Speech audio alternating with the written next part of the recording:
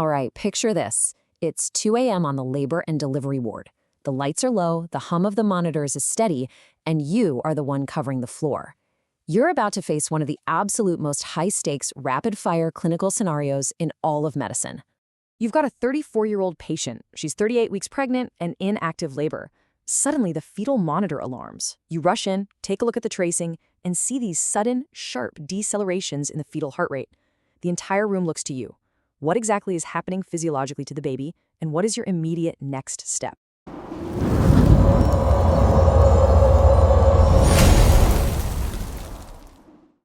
Salam! Welcome to A Little Push, 5-minute medical mnemonics. In this explainer, we're going to completely demystify fetal heart rate tracings using a single, high-yield, life-saving mnemonic that is just an absolute must-know for both the wards and the boards. Okay, let's dive right into it. The mnemonic you need to lock into your brain right now is VEAL CHOP. VEAL corresponds directly to CHOP.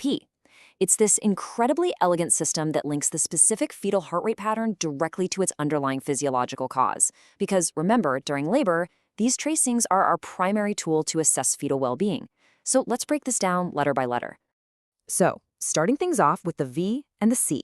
The V stands for variable decelerations, which directly corresponds to C for cord compression. Let's actually define what we mean by variable. Clinically, a variable deceleration is an abrupt decrease in the fetal heart rate. Specifically, the time from the onset of the drop to its absolute lowest point, which we call the nadir, is less than 30 seconds. This really sharp, V-shaped drop happens when the umbilical cord gets compressed. Sometimes the cord gets entrapped under a fetal shoulder or wrapped around the baby's neck, and it just gets squeezed tightly with each maternal contraction. Now, take a look at how perfectly the fetal heart rate actually mirrors the maternal contraction here. This brings us to E and H. Early decelerations correspond to head compression. Unlike those sharp variable drops we just talked about, an early deceleration is more of a gradual decrease, meaning the onset to the nadir takes more than 30 seconds. But the real key identifier here is symmetry.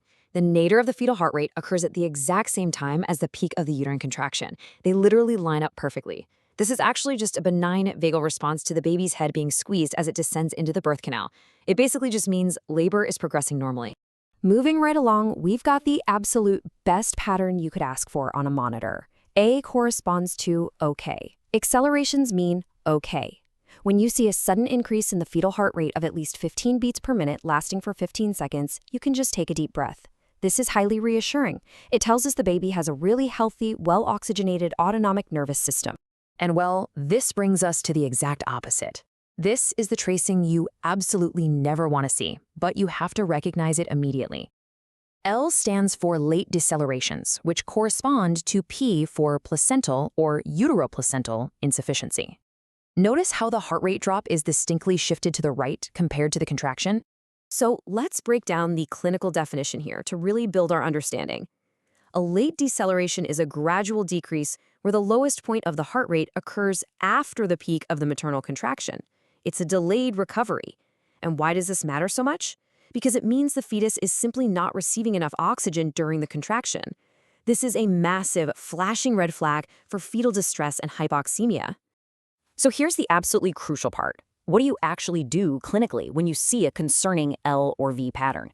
When placental blood flow or the cord is compromised, you have to execute these high-yield emergency management steps immediately.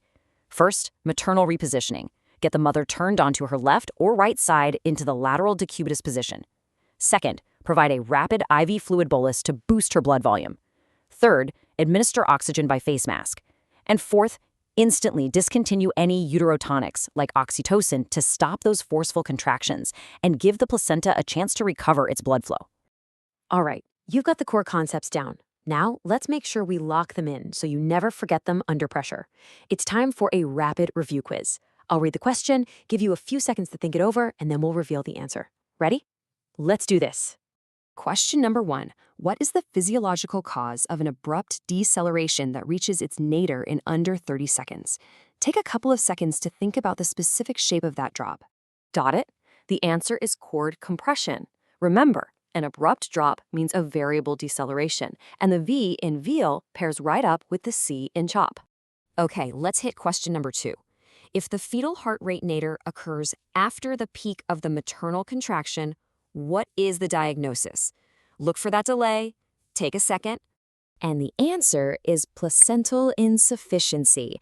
A delayed nadir means a late deceleration, and the L pairs perfectly with P. This is the big one that indicates fetal hypoxia. All right, final question, and this one's a pure clinical reflex test. What is the very first clinical step you should take to manage a prolonged late deceleration? What can you literally do with your hands right this second? Yep, you got it. Maternal repositioning. Getting the patient onto her left or right lateral side immediately takes the pressure off the major abdominal vessels and the umbilical cord, which instantly improves blood flow right back to that baby. And there you have it, folks. You've now got VEAL CHOP securely in your clinical toolkit. If this explainer helped you out, be sure to share it with your study group. As you head back to the wards, I want you to ask yourself, if these non-reassuring patterns don't resolve with those initial interventions, what is your absolute, final, definitive line of management? Keep pushing forward with your studies, trust your training, and stay sharp out there. Until next time, salam.